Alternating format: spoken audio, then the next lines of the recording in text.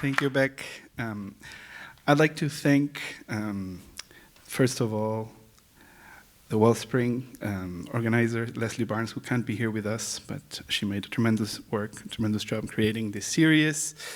I'd also like to thank everyone here at the Street Theater, Eva Ross, Caroline Stacy, and Sue Hodge. They made a tremendous work throughout this year, so I'm really thankful for organizing this event. I'd also like to thank Anclas. I'm not sure if Caroline Schuster is here tonight, but this film was made thanks to a small grant granted by Anclas, and also SLL, that I'm honored to be part of. Thanks to their sponsorship, this documentary was possible.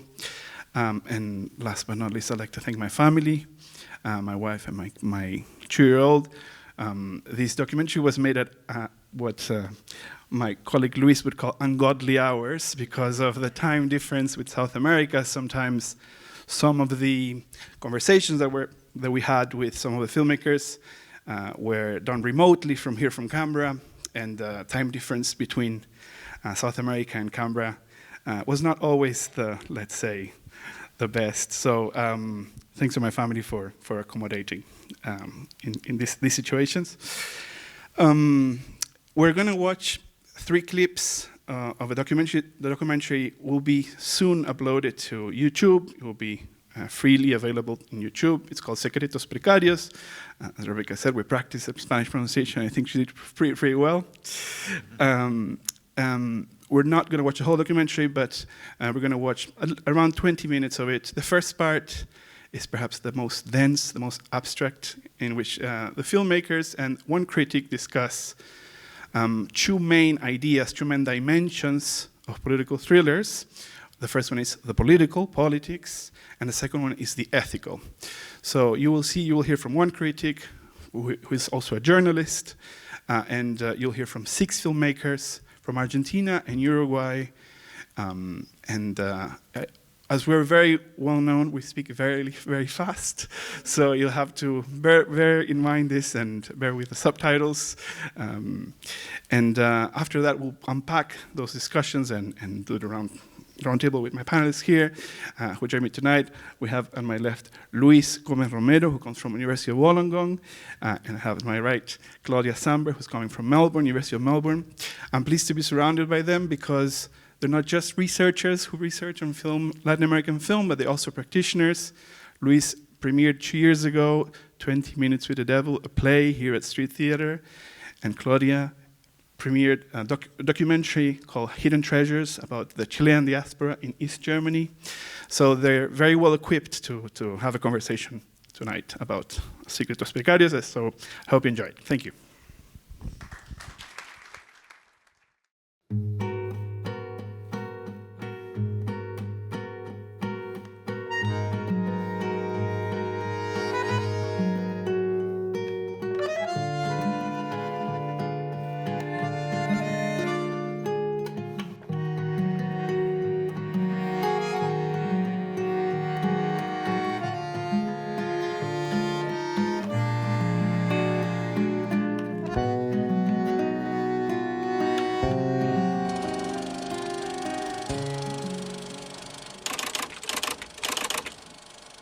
La expresión todo cine es político se transformó en una especie casi de muletilla. El recorte que se hace de una realidad, ya sea basada en hechos reales o no, el contexto en el cual se filma la película, económico, político, las ideas del realizador, del guionista, todo eso hace que, aunque la película no tenga un componente de lo que uno entiende como política a nivel gobierno, haya, digamos, una intencionalidad política que a veces puede ser incluso inconsciente. Yo creo que el atractivo del thriller político es justamente esa combinación de hechos históricos, políticos, de un contexto determinado y cómo eso afecta, o potencialmente cómo puede afectar la vida particular, privada de las personas, ¿no? Bueno, mi propia película, una investigación que tiene que ver con los derechos humanos, con la posibilidad de revelar una serie de crímenes hasta ese momento no investigados siquiera, ni siquiera asumidos por el Estado como que habían sucedido realmente. Obviamente las implicancias de eso a nivel sociopolítico eran enormes, Pero para mí lo más interesante, aún que eso, era cómo eso impactaba en la individualidad de los protagonistas de la película, ¿no? Como representantes de esa individualidad mayor que es la sociedad uruguaya. El hecho de decidir un tema, de decidir qué mostrar, qué hacer, creo que va hacia el lado político también, independientemente de lo que uno también entiende por política, digamos. El lugar en el que uno se para es también el lugar, lo que está mostrando también a la hora de hacer una película, y eso me parece que es un acto que podría decirse que es político. En términos sociales, todo es político. En términos artísticos, hay thriller político y otras películas y otros géneros. Para mí todo cine es político, incluso digo, yo hice películas súper industriales, mega industriales y taquilleras. Y también las considero películas políticas, donde hay algo de lo que narro, de lo que digo, que en lo que tengo que confiar en cómo va a atravesar la ficción la vida de las personas, y también la ficción genera un patrón de conducta, o expande o achica el imaginario.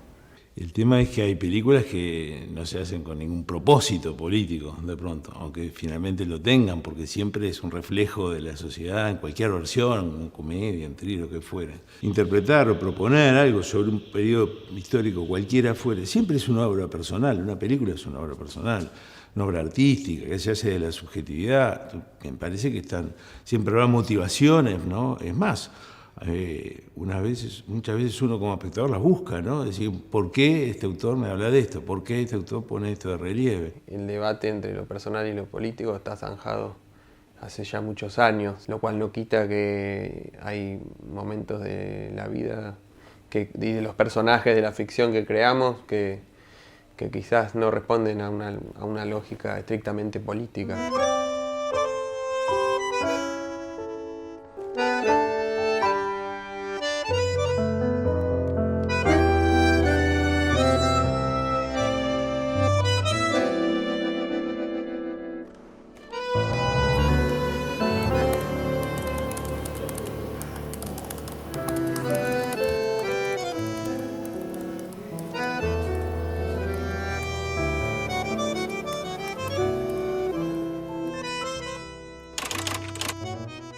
Los dilemas morales a los que se enfrentan estos personajes me parece que es incluso lo más interesante, ¿no? En mi caso, una mujer fiscal que para llegar a la verdad tiene que enfrentar incluso a su papá militar. Su papá que no soporta el cuestionamiento de su hija, porque él, más allá de sus ideas, por más perversas que puedan resultar, tiene un cierto ideal de trascendencia también. O sea, esa moral, ¿no? Esa razón de existir para los personajes buenos o malos está en juego permanentemente. No estoy seguro de tener una respuesta muy clara. Lo que sí sé es que es Zanahoria, creo yo, una película más sobre la ética, en este caso periodística en particular, pero humana, ¿no? En general. Sí me parece súper interesante lo que mencionás sobre el personaje de Jorge, que es el periodista más joven, porque justamente lo que me interesaba de ese personaje ficcionado, porque el personaje real era bastante diferente al que hay en la película, es que su posición en la historia y su involucramiento con el informante trasciende lo político. Todavía se está procesando el triunfo del frente en la interna. Y vos no me querés nada, ¿verdad? Ahora me vas a creer.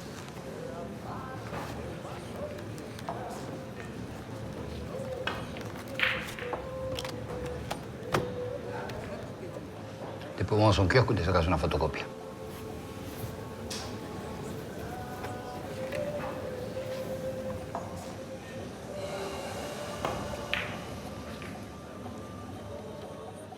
Ahora sabes mi verdadero nombre.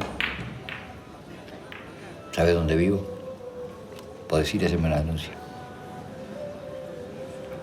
¿Realmente tenés 4 hijos, como decís? O eso también es verso.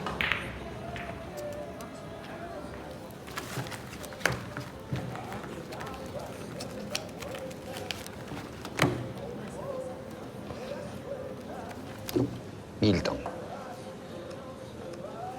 Gabriel. Araceli y Matías. Este es el chiquito del que te hablé.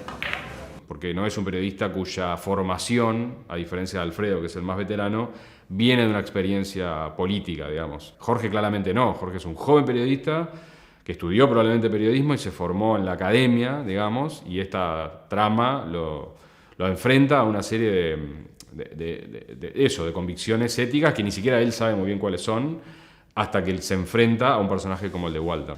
¿Tu viejo también es periodista? No, tenía una chacra, mi viejo. Mira. Murió cuando yo era chico, en el 73. ¿Qué era, tu pa? No militaba en política. Una noche vinieron unos vecinos a avisar que había ladrones en la zona. Mi padre salió a vigilar con su escopeta para ahuyentarlos. Y al parecer se toparon y en un descuido lo hirieron. Murió a los pocos días. Qué cagada. ¿Y los agarraron? No, creo que no. Entonces vos sabés lo que siente un hijo desaparecido. No, mi viejo no es un desaparecido. Pero el crimen queda impune, ¿no? El rapto para mí es una tragedia porque un hecho externo modifica la vida de esa familia y el rapto es la historia de una pérdida. Y es trágico porque no se tomó ninguna decisión. ¿Cuándo estás frente a una tragedia? Cuando no tomaste ninguna decisión frente al suceso que te va a tocar afrontar. Y por otro lado es, un proceso histórico que genera una doble pérdida. La de la ideología y esos sueños de poder cambiar el mundo y pensar que cuando se instala la democracia en Argentina va a dejar de existir esos años oscuros. Y por otro lado, el drama familiar que eso desencadena, que es una bomba atómica de la que nadie se puede recuperar y no hay ningún tipo de explicación para dar ni ningún tipo de consuelo. Me parece que es histórico y transhistórico. Para mí el cine político más rico es aquel que no toma un partido ideológico en términos obvios y en primer plano, sino que todo eso subyace por debajo, como deben ser todos los temas, y te traen preguntas personales, te traen preguntas que tienen que ver con la identificación del personaje. Y ahí para mí está la política en el lugar más profundo y real de la dimensión humana. La política está en el reflejo de la historia personal. Si no, me parece que la política termina siendo como ideas que se alejan de la realidad. Supongo que por momentos prevalecen más los personajes y su verdad, que esos son los buenos momentos de una película, y por momentos prevalecen las ideas, es decir, los comentarios de quien hace la película sobre tal situación política, tal época, y esos son los momentos malos de las películas. Fíjate que el eslogan, la idea de fuerza con la que yo un poco propuse toda la película fue "la verdad duele pero cura", ¿no? Y esa es una idea, a mi juicio, central que todavía sigue siendo muy vigente. Incluso me parece que nos permite enfrentarnos a los dilemas que tenemos hoy día, ¿no?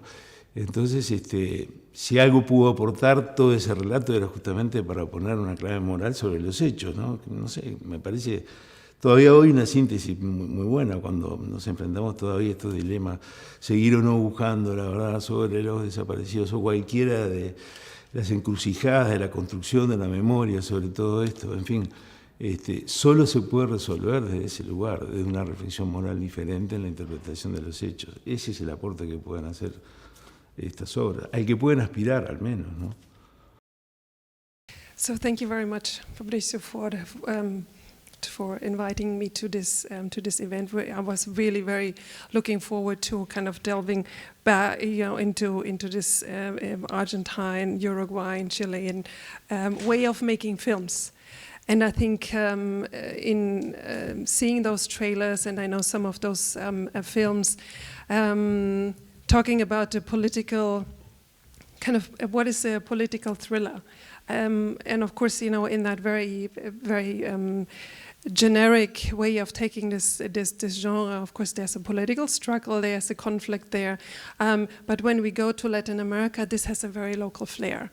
And in all of those films that I think your documentary will be talking about, we didn't see those trailers today, but we did see some of those clips. Of course, they all have to do with the dictatorship, with the dictatorships, I should say, in plural, right? From Chile to Argentina to Uruguay to Peru, and I think in that sense, kind of this selection was very well made, because you talk about, or they talk about the time that up to the dictatorship, kind of what brought us to this point, but also the consequences. And in that sense, of course, it's very political. Political thriller is political, of course, and but with this very with this character, or this Latin American character, you have you see very much the impact that it has, and the directors and the film critic, of course, was talking about this. It comes from a place of memory. There is a way to to find a reconciliation. Can you ever find it? There is this trauma, and so in that sense, film is very important to reflect, to establish a way of processing this in much more than any other medium, probably, and very often it also stands or substitutes this the legal lack of dealing with things, with the crimes. So in that sense, you have this this platform that allows you to go back to reflect and to think about it and talk about it again and that's the beauty of film. It allows you to see and to think about your own personal trauma and drama without necessarily having to, it's kind of placed onto a case in the film. And now, how do I do this? The political has to come back into my my things, into my talk here. And of course, every aspect of this is political. Kind of the film, from finding that idea to writing a script, to applying for funding, to distributing, to exhibition. Of course, that's all very political. And just maybe one example, when all of these films had to be made with several different small budgets that came from different funding agencies, because that's the situation that we have, and everyone has a say in this. And in making maybe a co-production, and many of these are co-productions, it has to be watered down a bit, because the political comes in and it's being taken out as well, and in order to make it maybe accessible to a bigger audience. And I think kind of the filmmakers were very humble as well about their own contribution to this, because of course it's an ethical act, and of course it's also a political act to make a film that deals with one of those cases, because they're very controversial. So I think they're very brave to make these to start and make these films, and they probably have lost a lot of friends, and because it is so on the left or on the right side, and there is very often there is no middle ground in these films. Of course, sometimes I think this is Benjamin Avila who said, you try to make this from a not from an ideological place, but from a neutral. Can you ever be neutral? And I think kind of he resolved this quite nicely by talking about or having this perspective in Clandestine Childhood of coming from this post-memory perspective, where you have a child in the memory about growing up with parents who are underground, and you have to take another identity and all of this.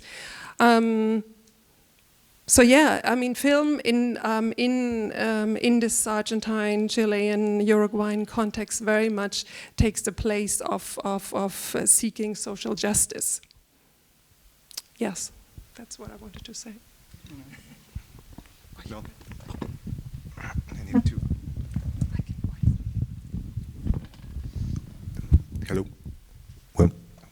Thank you for having me here. And yes, I was thinking both about the films and the reflections of the directors.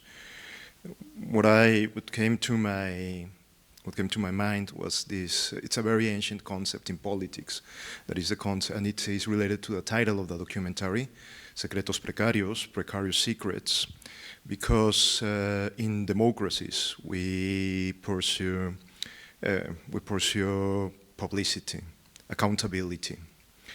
The power that hides itself becomes a monster, and the stories in these films show the monsters that emerge from this very ancient concept that is Arcana Imperii, the secrets of the empire, the secrets of the emperor, of the ruler.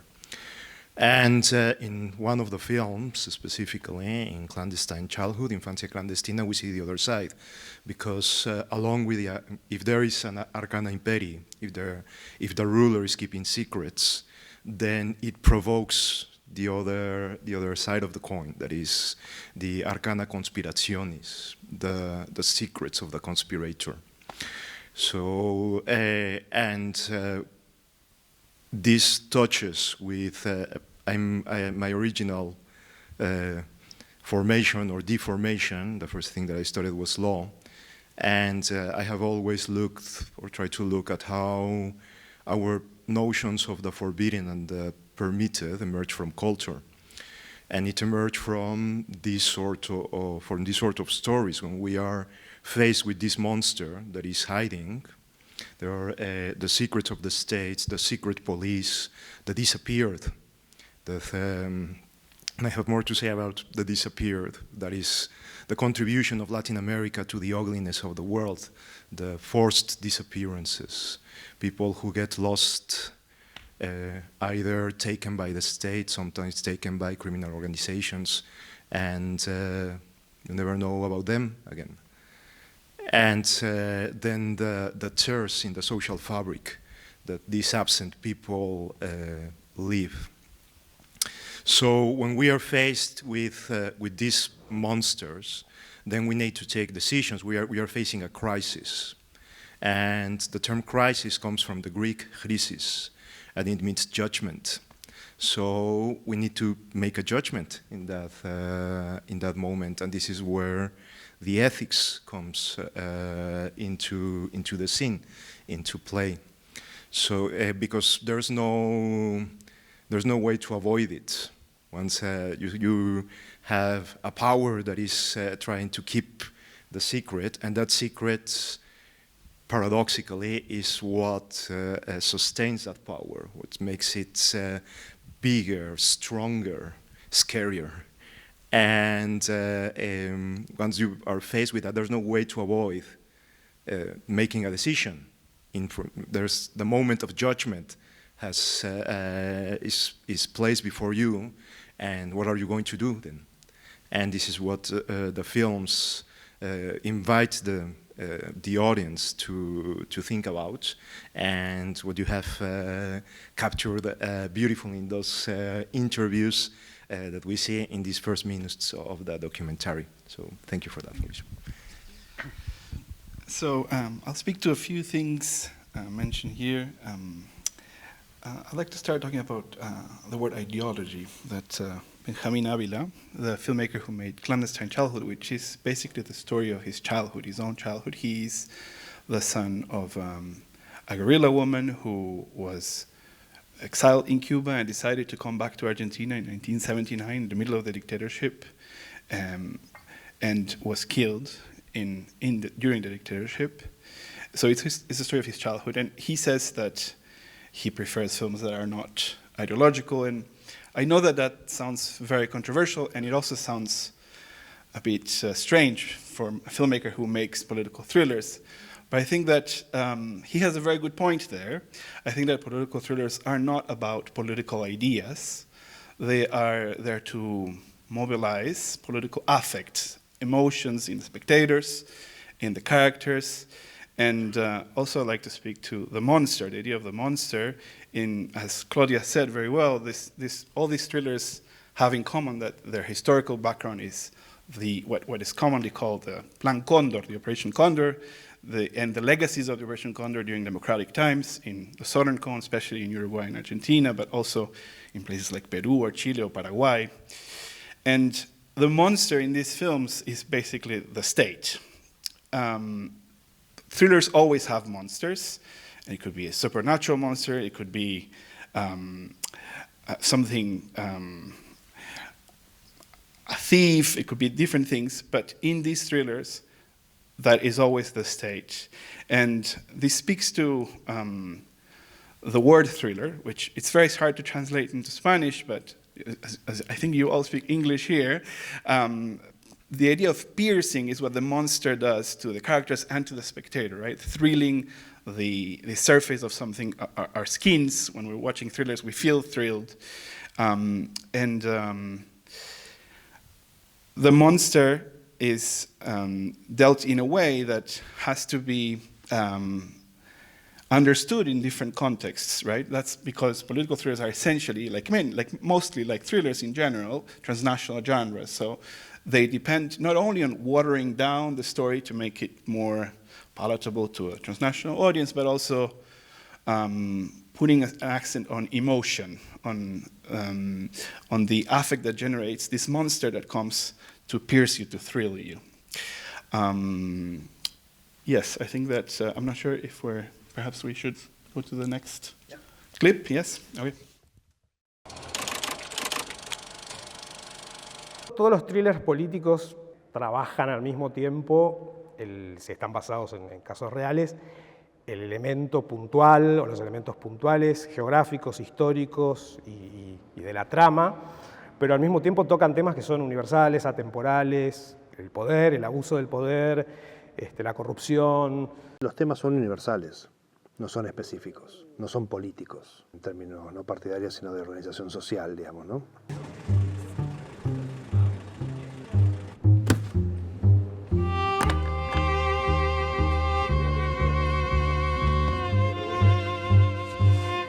En este caso a mí me interesaba contar este mundo, digamos, el mundo así como es un personaje que movía dinero y de alguna manera se aprovechaba de esa situación a su favor, digamos, era parte de su métier. Y era natural tener que explicar dónde está Uruguay, en medio de qué países y qué situación estaba atravesando no solo Uruguay, sino también Argentina y Brasil en términos económicos, porque eso afecta a lo que la película también cuenta, que luego llegan personajes que no son uruguayos y eso hace que, digamos, este hombre también pueda desarrollar su trabajo. Waldemar, gracias. Bueno. Esto es Uruguay, una pequeña plaza financiera incrustada entre dos gigantes. El actual gobierno militar eliminó el control de cambio para el dinero. Es el paraíso. Todo ha quedado librado a la ley de la oferta y la demanda es mucha. The Look of Silence y The Act of Killing son dos documentales sobre lo que fue en Indonesia las distintas juntas y es llamativamente parecida la operatoria de los milicos en esa parte del mundo tan ajena a nosotros con lo que fue acá. Entonces me parece que siempre hay que retomar la clave regional y global de la historia argentina para entender también algo del presente regional y global y que lo que pasa en Argentina también es eco de situaciones que van más allá de las fronteras. ¡Juan! ¡Escóndete! ¡Escóndete! ¡Escóndete! ¡Escóndete!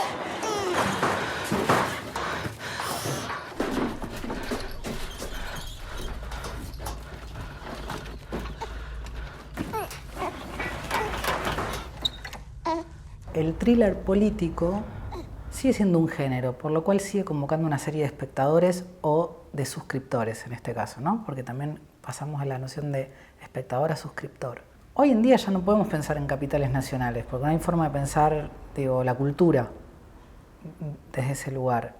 También hay que pensar cómo a lo mejor todas las plataformas cohíben y dejan afuera una serie de tipos de relatos que no van a tener el caudal de suscriptores que ellos necesitan. En la función de Toronto, en el momento de las preguntas y respuestas con el público, La verdad que pasó algo impresionante, que fue un hombre de unos 70 y algo de años, que era húngaro, dijo, yo soy Juan, que es el nombre del protagonista de la película, porque yo tuve que irme de mi país, mis padres los mataron cuando yo era chico, etc.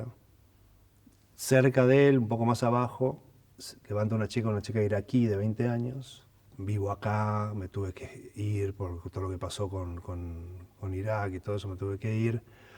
A 4 asientos de ella, que no se conocían, levantó una mano, iraquí también, de 24 años, dijo, yo también soy Juan. Y después me pasó en Francia un chico afgano, que vio la película y se acercó llorando, diciendo, yo soy Juan. ¿No? Entonces era como... Al compañero Ernesto. ¡Presente! Al compañero Ernesto. ¡Presente! Al compañero Ernesto. ¡Presente! Perón o muerte. ¡Viva la patria! Ernesto, chicos. Metí los ojos, no veo bien. Hasta la copa no veo, no veo. Hasta la cima no veo, no veo. Hasta el sótano no veo, no veo. Hasta el fondo no veo, no veo. ¿Qué será? ¿Qué será? ¿Qué será? ¿Nos limpiamos bien?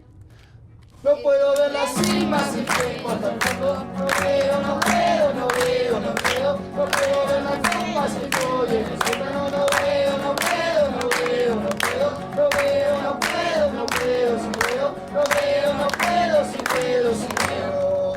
Entonces, ¿estaré ciego? No! So, the global and the local. One of the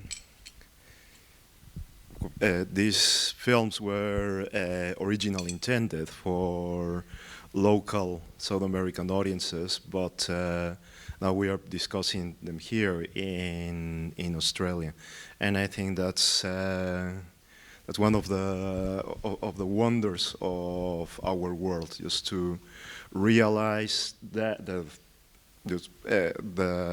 way in which we communicate and in which we are connected, to realize that what happened at that moment in history is something that is relevant for the people here in Australia and the people who have joined us here today at the Street Theatre. Because this dark period in the history of South America, Latin America, just broadly, you think about Latin America geopolitically, is a little bit like the canary in the coal mine. So it is this region in which colonial powers for the first time experimented with wild capitalism. There was a genocide of indigenous peoples. And then the United States began thinking about itself and reflecting this in its political practice as an empire, and then hurt and harmed the people in this region. It was like this laboratory in which the Cold War was fought brutally before it was fought in other parts of the world. So it is at the same time that we are witnessing local stories in all these films. We have like this sensation that it's also that it's also speaking to wider global issues. To go as to the detail, at the time, I think it was 2 years ago. For example, in the United States has declassified most of the documents on the complicity of the government of the United States at the time with the coup in Chile in 1973. And 2 years ago, even though there have been FOI requests here in Australia, that has not been published. It had not been published here in Australia. So again, that's the secret, the arcana that is, and how we are, what happened there at that time connects to what was happening here at that time.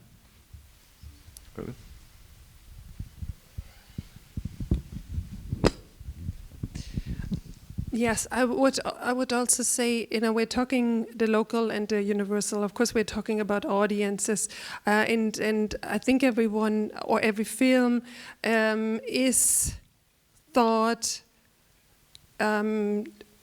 to be, thinks about a certain audience. I think so. At least, it does want to, and this is the way it, the language, the settings that you select, the way you talk, what you have to introduce, what not, and so this is, of course, also for these Latin American thrillers, the case in that. Local audiences, of course, read different nuances into the films.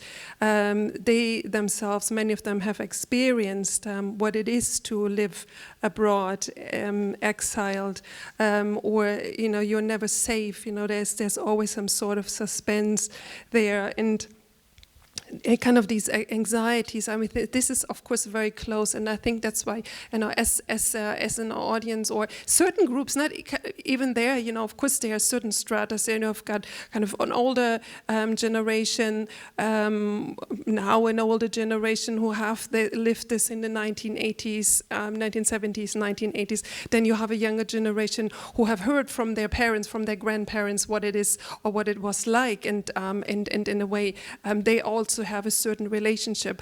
And in that sense, of course, these films then get different reactions from audiences. I think in Argentina, for example, and when you go to this more universal level, then of course it becomes something different. As we all know, who's working with film, that I'm working a lot with German film.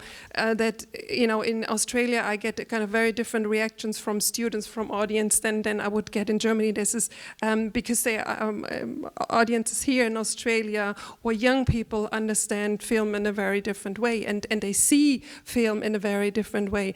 And in that sense, of course, there is an appeal, and there is something that is important in these films for different kind of spectators. And you can say, you take this kind of in a cultural, in a national sense, in kind of generations, but also everyone with a kind of with their own background coming to a film. You've been, I don't know what you've done today. You had a lot of meeting. It was a stressful day, and you come here, and with all of this you bring to watching these clips and watching these interviews. And I think in that sense, this is a very rich experience for everyone, always, and you always take something. There's an idea in the literature about thrillers and about political thrillers in particular that good thrillers, even though they seem to be about specific places, specific times, if you watch any thrillers, you will say, I don't know, Mexico City in 1968, and you'll have the historical reenactment, and it will make us think that it's talking about that specific moment in history and in a specific place. Good thrillers, literature says, tend to eternity, tend to speak to things that, and this speaks to the previous clip, are not really circumscribed by nation or, again, by the political, right? So I think that what is interesting about political thrillers is how they destabilize what we understand as nation. I was recently in Argentina. I got the chance to talk about films, these films specifically, and I was talking specifically about the films made in Uruguay, and they were surprised, even if Uruguay and Argentina are neighboring countries, of the similarities of the situations in both countries. And this is something that Benjamin Neistat mentions in the documentary about Indonesia and South America. There are many things that we are taught and that we are made believe that this happened only here, or it happened here specifically, worse than in other places. But I think that what's interesting about these films is how they make us realize that these are things that are much more common than what we think, and much more, again, transnational than what we think. When we talk about transnational in film, we usually talk about co-productions and how these films are made for multiple audiences, so they have to reach a certain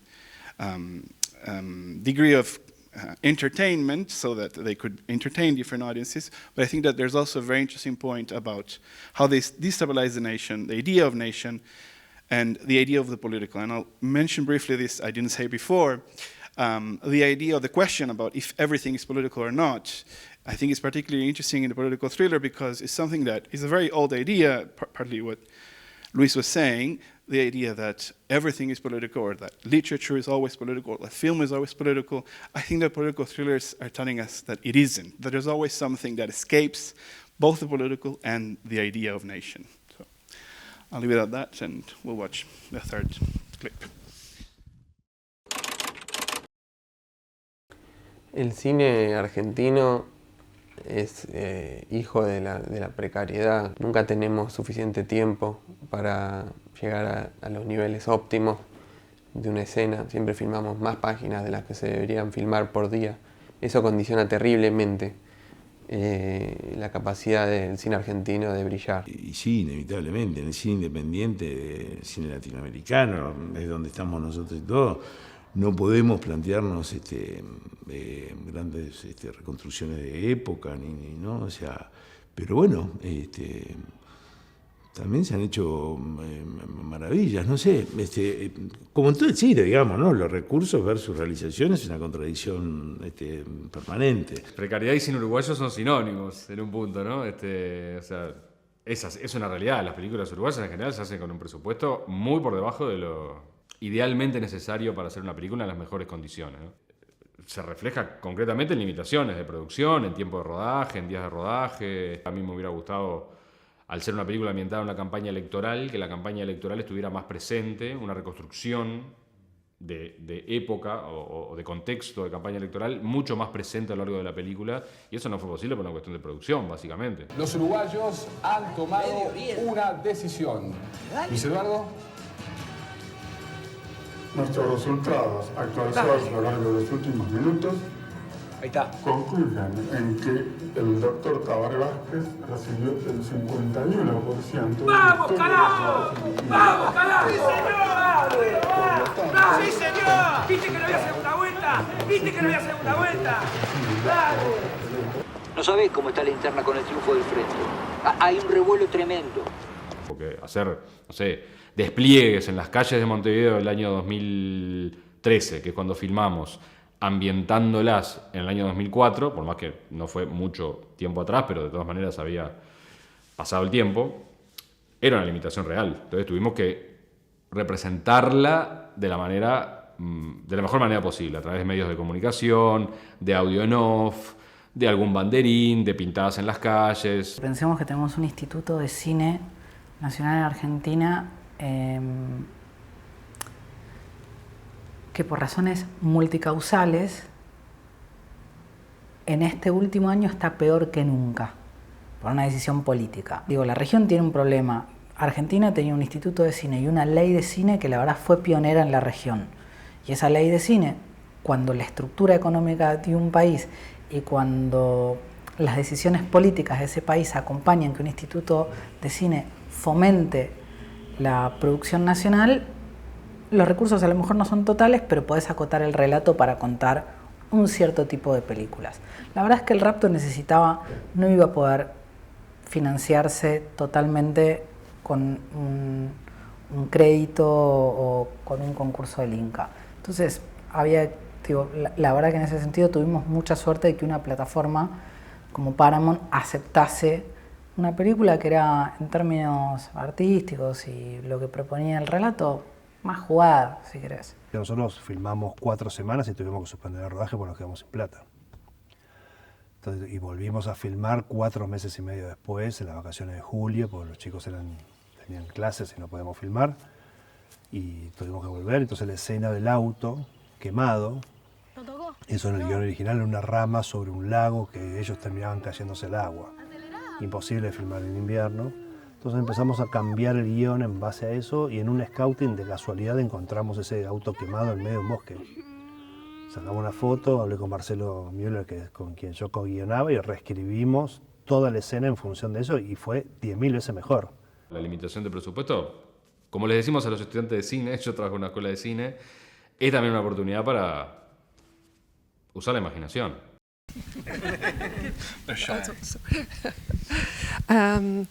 Yes, of course, it's always a topic, right? You know, how to finance a film, and you never have enough means, and this the state of precarity is of course much worse than you know. Let's take the case of Argentina.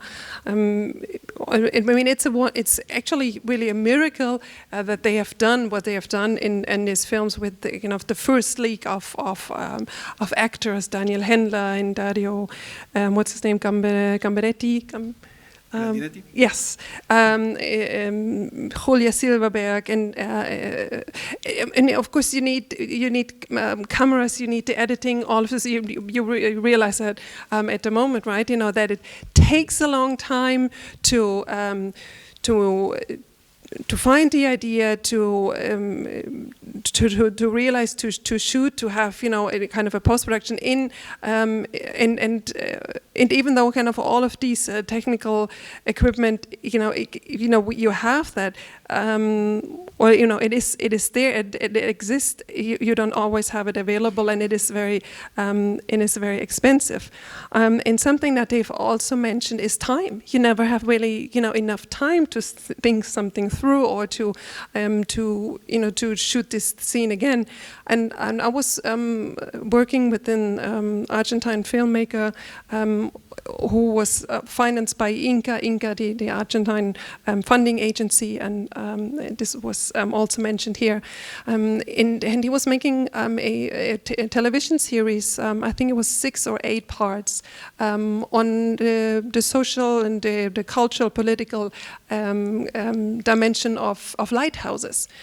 And within 12 months, he had the money. Within 12 months, he had to deliver all of these chapters. It's almost impossible to get all of this done in such a short time. And they somehow, with wonders happen and things happen, and they do make it. And maybe a word to the Ley de Cine, that law of cinema, which really was kind of groundbreaking, because apart from having a budget, a governmental budget available for film funding, it was also, there is a quota for national film in Argentine cinemas, that for each of the functions and each day there has to be an Argentine film, there has to be a national film. And of course this protected the national film industry. You go and you always have a national film that you can also select. And this is at the moment with Milei's government, this might be destroyed, and which is very worrisome to many in an industry that is very precarious.